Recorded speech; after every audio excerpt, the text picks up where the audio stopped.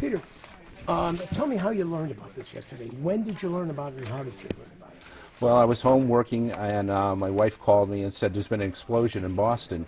I wonder if our son's there and what was going on. Then I turned on the TVs. I turned on every TV on every channel I could find, and all of a sudden this picture flashed up for a second, showing him carrying his patient to wherever he was going, and it basically shows a lot of concern and worry on his face, and he was carried that person. I have no idea how long or how far, but he was on duty there. That's all I know, and he was very concerned.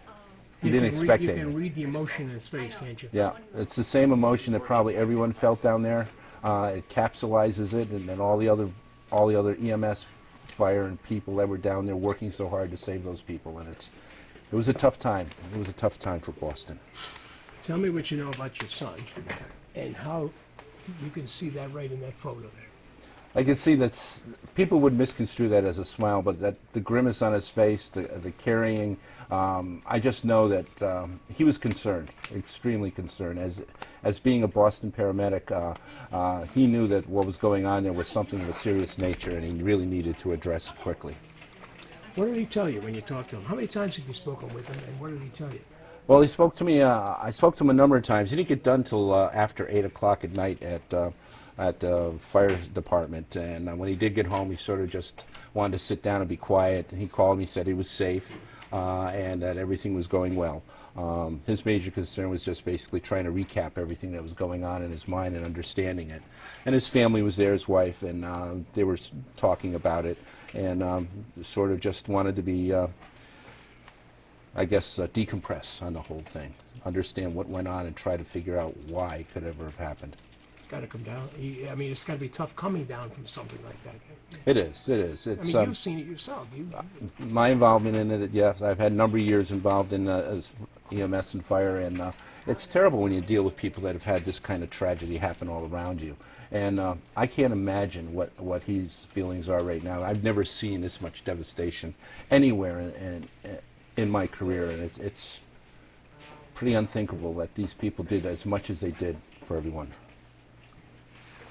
What kind of guy is he? He's a great guy. He's an easygoing guy. He loves to help people. He enjoys life. He loves Boston. He just loves the fire service. He's involved in lupus foundation because my daughter has lupus, and he works hard to help her. He works all volunteer organizations. He's involved in training. He's just a great, great outgoing guy. What did he tell you about this girl? Nothing. Even if he did, I couldn't tell you anything about her. Because of? Because it's an ongoing investigation, and it's HIPAA, and there's a lot of different things going on here. I'd rather not get involved in that. Okay. I won't ask you to tell me what he told you, but did he tell you about that girl, how she fared? No. So we don't know then, really. We have no idea how she fared, and that's the problem in EMS. As you bring a patient to a triage center or to a hospital, you really don't know the outcome of what happens to many of the people you bring in unless you have a relationship with some of the doctors. They can give you some idea. It's got to be tough in itself. Oh, it is. It is. It's tough because you work so hard to help people, and you work so hard to get these people cared for, and you really don't know whatever happened to them in the outcome. What was he like when you spoke with him on the phone last night? I mean, I'm sure it's all business with him in one sense, but he's a human being. He's your kid that you saw grow up and so on. What was it like talking to him? He was quiet. He wasn't offering a lot of information. He sort of said, "Dad, I'm home, I'm safe, everything is going okay, but right now I just need some time to myself." And I said, "I understand." I offered him any help he needed. I said I could be there in 3 hours if you needed somebody to talk to, and I'll be more than happy to help you with whatever you need. So, you know, as an EMS yourself and your wife and so on, you've seen a lot of gruesome things, I'm sure, okay? What he saw yesterday, you'll never see, will you? No, I hope never. Not to that degree. I hope never to be able to see that type of devastation and injury to people and human lives. I think there's a lot of the EMS providers, fire, police, and everything, anybody needs some time to comprehend all this and to put it all together. And the question is basically why? Why did it have to happen? Too many innocents are being hurt in this country, and it's just besides the people being hurt, we have all the people that try to help that are hurt too. I'm going to ask you again about the photo and knowing him the way you do. What struck you about this whole thing yesterday? What does it say to you? The expression on his face, the way he's cradling the girl and so on. I don't know how to put it into words. I don't know. The feeling has got to be overwhelming. He was there 1 minute talking to the people around him, and the next minute he's picking up somebody and rushing them to a triage center somewhere where they can get help. It's got to be a feeling of just total disbelief. Everything changes in a second. Life's so short, and in a second it changes you around. I'm just glad he was able to put it all together, put his training into effect, and move forward with this. Yeah, but you read a lot into that expression on his face. Huh? Tell me what you said. It's hard to say. It's hard to say. I can't. All I can say is he's worried, he's concerned, he wants to do more. He's trying to do whatever he can, and I think what he did was just, look, you're coming with me, we're going to the triage center, we're going to get you cared for. And that's all his mind was with. What else can you tell me? What were people saying to you last night when they were calling your house? And I'm sure they were, when they saw the photo.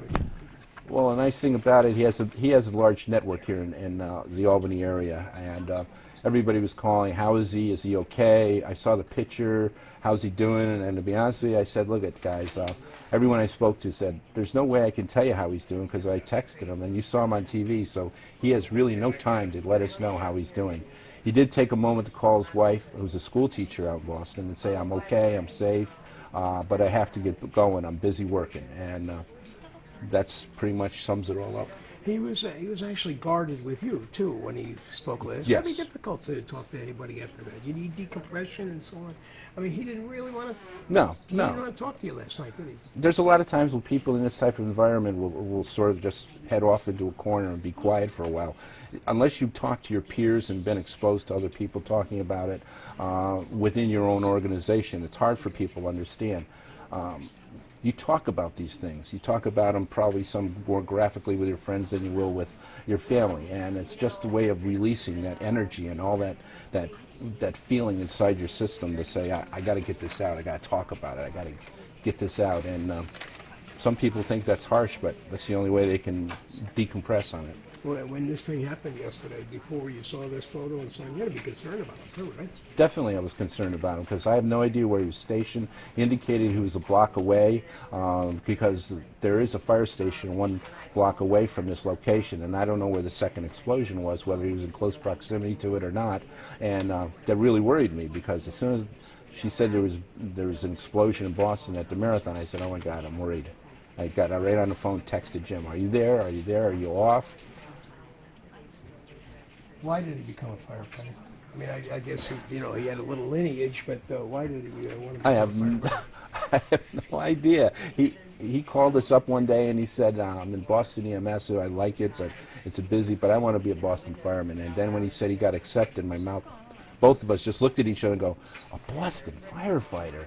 I said it was quite an honor, but we were like, why did you want to do that when you were a teacher and an educator and all that? He says, Dad, this is what I want to do, and I supported him 100%. Okay, we've asked a lot of questions. Tell me how proud you are of this guy. I can't be more prouder of him. He's done what he was trained to do. He just loves Boston. He loves the fire service. He just loves everything that's down there, and he just, I don't know what to say. Proud father that's prouder than anyone can think of. Anything else you want to say, Peter? No, not at this time. I just want to hopefully go see him as soon as I can. Go see him.